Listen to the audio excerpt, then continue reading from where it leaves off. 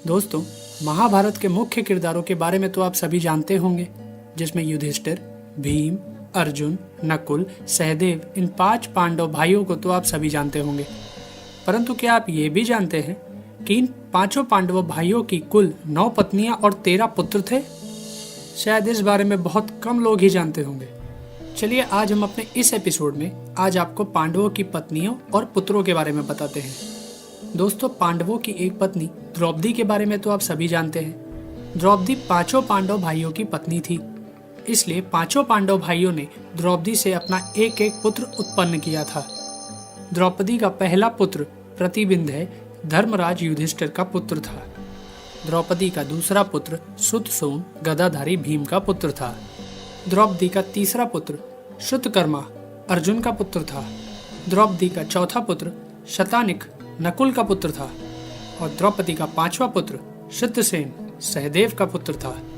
इसके अलावा पांडवों के भाई युधिष्ठिर की देविका नाम की एक और पत्नी थी, जिससे योद्ध नाम का एक पुत्र उत्पन्न हुआ था। इसी प्रकार भीम का एक विवाह काशीराज की पुत्री बलंधरा के साथ भी हुआ था। बलंधरा से भीम को एक पुत्र उत्पन्न हुआ था, जिसका नाम स्वर्ग था। हिडिंबा नाम की एक राक्षसी के साथ भी भीम का विवाह हुआ था और उससे घटोत्कच नाम का पुत्र उत्पन्न हुआ था।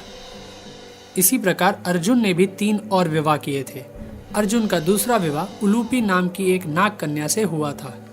बताते हैं, अर्जुन जब अपना 12 वर्ष का वनवास भोग रहे थे, उस समय वह तीर्थ यात्रा करते हुए हरिद्वार पहुंचे थे। वहां जब अर्जुन गंगा में नहा रहे थे, तब उन पर मोहित हो चुकी नाग कन्या उलूपी अर्जुन को खींचकर अपने नागलोक ले गई थी और नागलोक में ही उलूपी ने अर्जुन के साथ विवाह किया था। उलूपी से अर्जुन को इरावान नामक एक पुत्र उत्पन्न हुआ था। इसी प्रकार अर्जुन जब उसी वनवास के समय तीर्थ यात्रा करते हुए जब मणिपुर पहुंचे थे, तब वह वहां के राजा चित्रवाहन की बेटी चित्रांगदा पर मोहित हो गए थे। इसलिए अर्जुन ने राजा चित्रवाहन के पास जाकर चित्रांगदा का हाथ मांग लिया था। चित्रांगदा से अर्जुन का भब्रुवाहन नाम का पुत्र उत्पन्न हुआ था, जिसे राजा चित्रवाहन को उनका वंश चलाने के लिए दे दिया था। इसी प्रकार अपने उसी वनवास के समय ही अर्जुन जब द्वारिका पहुंचे थे, तब अर्जुन भगवान कृष्ण की बहन सुभद्रा को देख उस पर रीझ गए थे और उन्होंने सुभद्रा का हरण कर लिया था। सुभद्रा से अर्जुन को महारथी पुत्र अभिमन्यु प्राप्त हुआ था।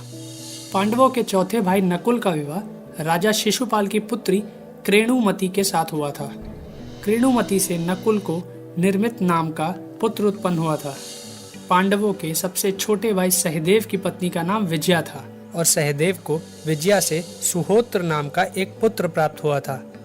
तो दोस्तों, इस तरह 5 पांडव भाइयों की कुल 9 पत्नियां और 13 पुत्र थे। इसी तरह की महाभारत और रामायण की कई और रोचक कहानियां हैं जो हम आपको दिखाते रहेंगे। हमारी ये कहानी पांडवों की थी 9 पत्नियां और 13 पुत्र आपको कैसी लगी, अपने कमेंट्स हमें ज़रूर शेयर करें। साथ ही इस वीडियो को शेयर करना और हमारे चैनल को सब्सक्राइब करना भी ना भूलें। धन्यवाद दोस्तों।